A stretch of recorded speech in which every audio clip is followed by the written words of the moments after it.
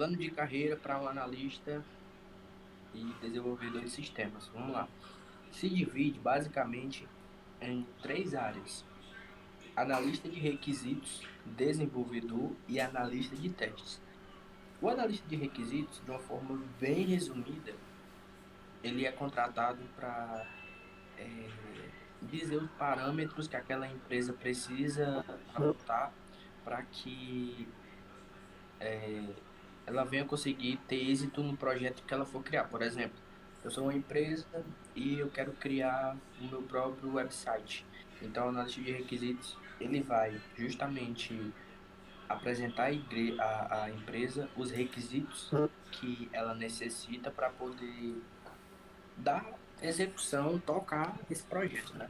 O desenvolvedor, como dos três é o mais conhecido, ele visa basicamente o desenvolvimento, no caso de projetos que envolvam web, games, mobile, enfim, uma infinidade de áreas e softwares de tecnologia. E toda essa gama de possibilidades vai ser o desenvolvedor que vai estar criando do zero. E o analista de testes, ele, de uma forma bem resumida também, ele basicamente cuida da parte dos protocolos de cada sistema, é, fica responsável por fazer testes periódicos para saber se aquele programa ou aquele projeto, que envolve vários programas, se ele vai estar funcionando, vai ter uma boa funcionalidade e em caso de erros ou problemas, defeitos, ele vai estar intervindo e identificando os problemas de uma forma mais certeira. Enfim, destacando mais sobre o desenvolvedor, que é a carreira das três, é a carreira que mais chamou a atenção, né? E é uma das mais conhecidas e que vem crescendo mais no mercado. Se divide basicamente é, em três tipos: mobile, que visa smartphones, né? Produção de jogos ou aplicativos voltados para celular, e é uma área muito ampla, uma área que pode ser muito bem explorada e hoje em dia tem uma tendência muito grande no mercado, muito pedido no mercado, enfim. A gente pode pensar e ainda vão faltar coisas para a gente pensar sobre o que um desenvolvedor o mobile, ele pode fazer com essa gama de informação, possibilidades que ele tem. A segunda categoria vai ser o web. Web, muita gente conhece como websites, né? Que vem justamente do desenvolvimento de sites para empresas, como eu dei o exemplo do analista de requisitos, que ele vai ver todos os requisitos que aquela empresa precisa para poder ter o seu próprio website, e o desenvolvedor ele vai justamente criar o website baseado nos parâmetros que aquela empresa necessita, e com isso ele vai desenvolver toda a estrutura, todo o corpo, todo o esqueleto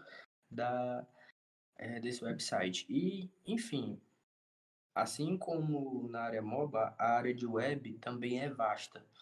São várias as possibilidades para se trabalhar na parte de web, né? Como, por exemplo, programas de live streaming como a Netflix, tem para web e tem para mobile. Então, são áreas vastas que em algum momento elas vão se coincidir, porque a tecnologia ela tem essa característica de conexão, né? Ela está sempre gerando conexão. Enfim. E a terceira área é a área de games. A área de games, por que que eu coloquei ela como uma terceira área e não, por exemplo, adicionei a web ou a mobile? Justamente porque existe a parte de consoles. E apesar de ter evoluído, hoje a gente tem na palma da nossa mão vários jogos que antes só se tinha em console. Hoje os consoles também vêm evoluindo, a gente já tem aí PS5, enfim, tem o novo Xbox, então os consoles também vêm se atualizando e a tendência é sempre se atualizar.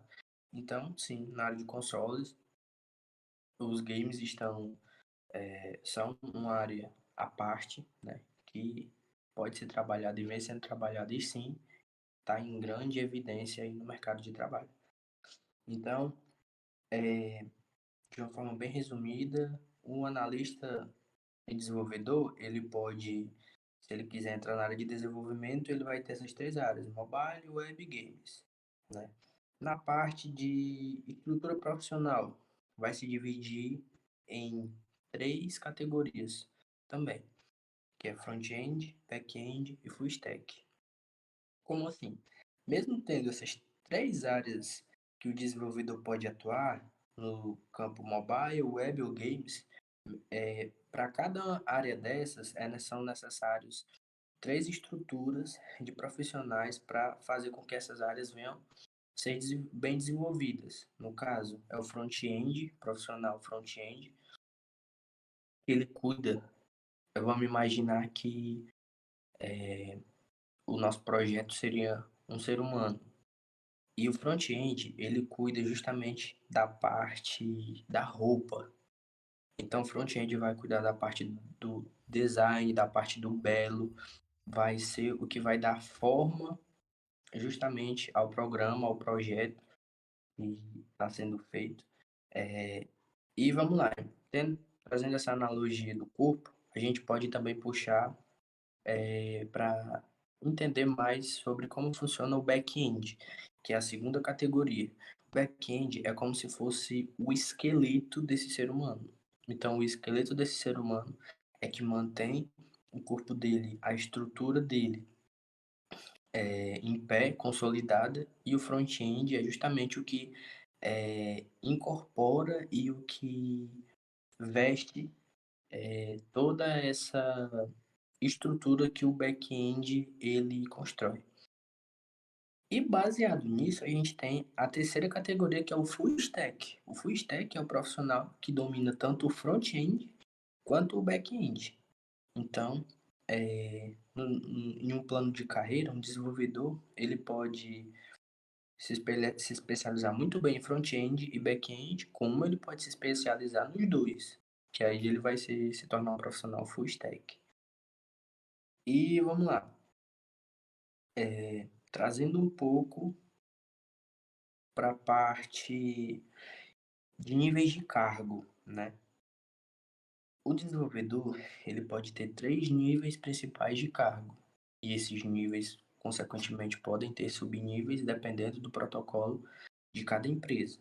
Mas geralmente se divide em analista júnior, analista pleno e analista sênior.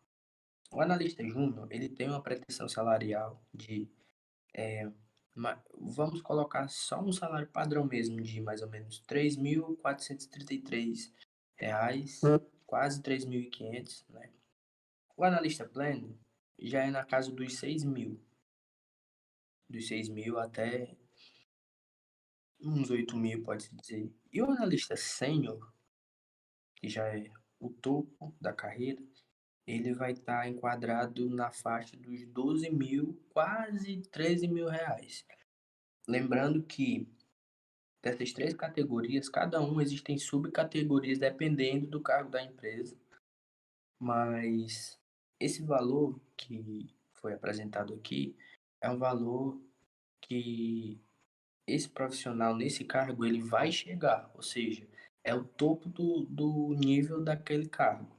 Então, o analista júnior ele chega até 3.450, 3.500 mais ou menos. O analista pleno até 6.666, uns quebrados. O analista sênior da mesma forma, chega até 12, 13 mil reais.